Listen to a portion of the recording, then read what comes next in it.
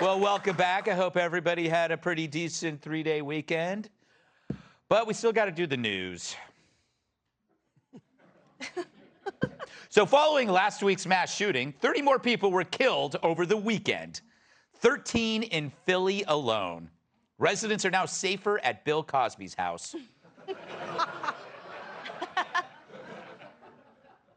So to tackle issues like mass shootings and this nightly murder, I think we should go to the very beginning. You know, our cosmos are 13.8 billion years old. Bet you didn't think I meant literally the beginning.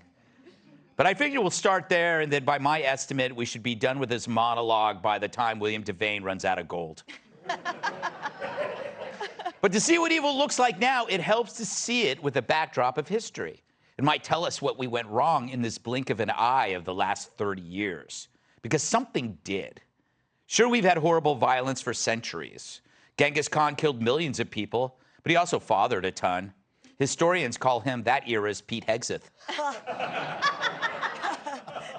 That's a joke. Imagine the Father's Day cards when Genghis was around, huh?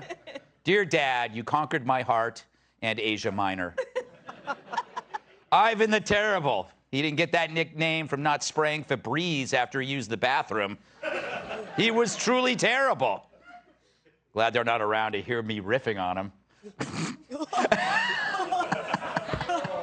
And then there are the world wars.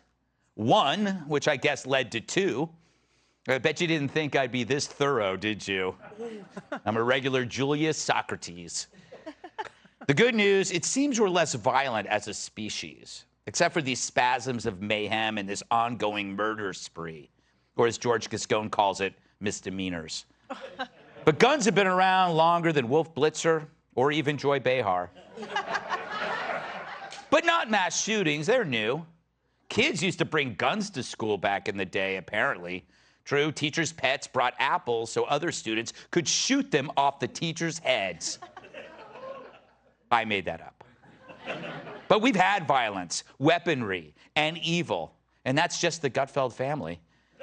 But this latest violence seems new in this greater context. Why is that? Well, guns, screamed the left. But guns have been around, too. But it's that single variable thinking again. Right, Whoopi?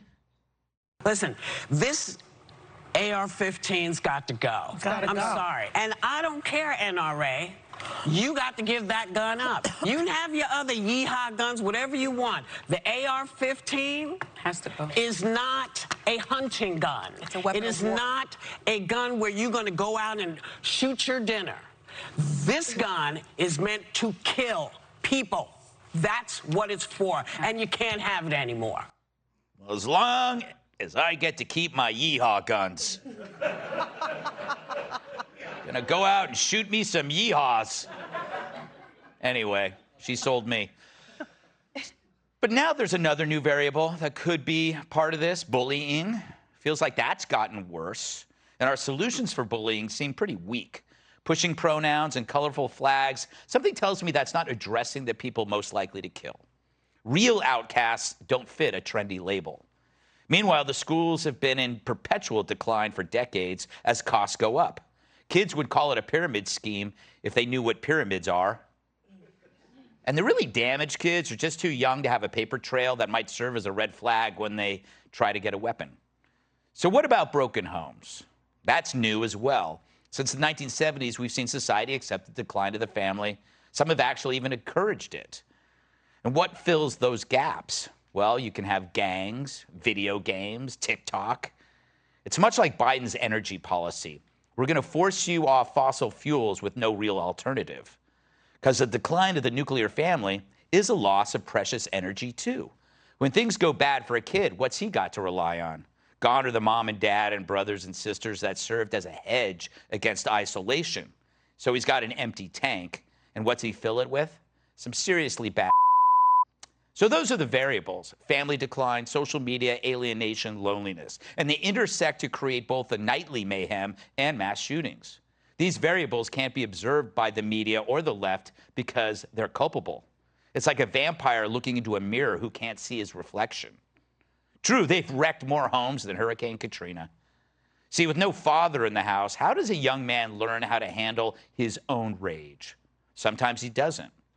And all of this violence could reflect this vital inability to handle disagreements in a civil manner.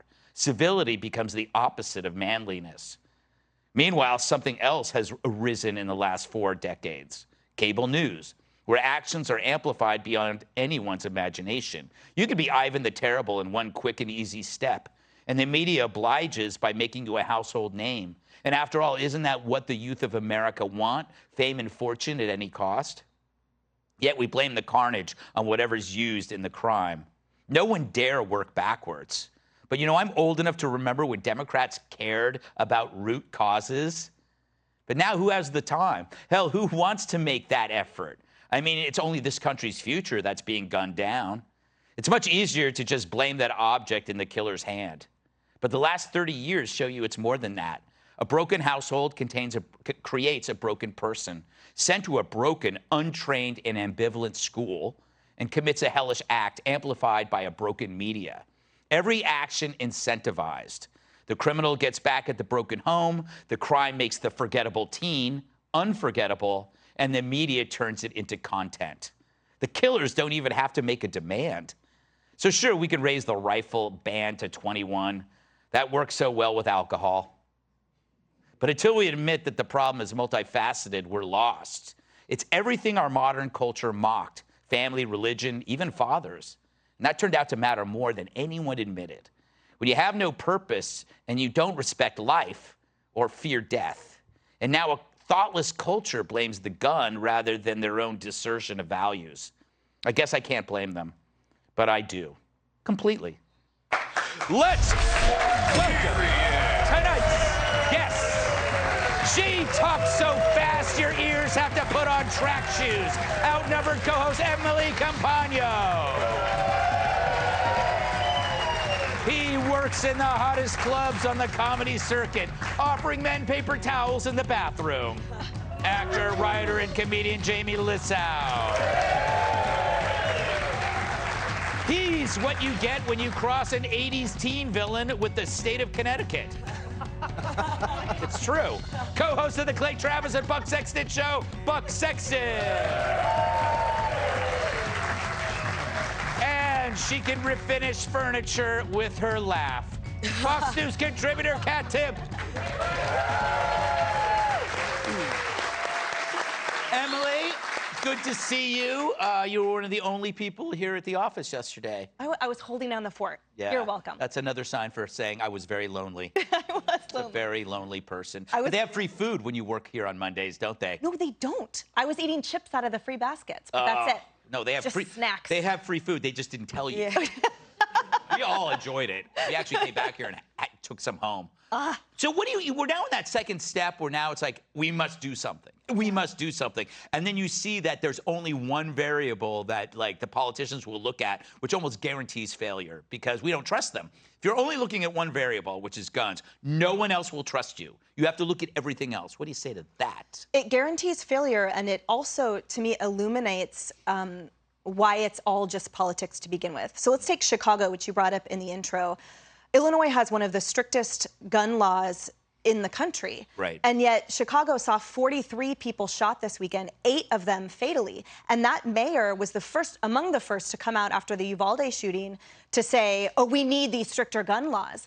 But if they really cared about that vulnerable community, if they really cared about youth's lives being lost to guns, then it's clearly not those laws that are being passed, right? They're calling for red flag laws. They're calling for heightened background checks. Do you think that has any type of impact on the recidivists, on the gangbangers, on those communities that are actually that are actually responsible for these continued homicides? Not at all. It's a totally separate problem, and I know that's just one piece of that larger pie that you talked about, for sure.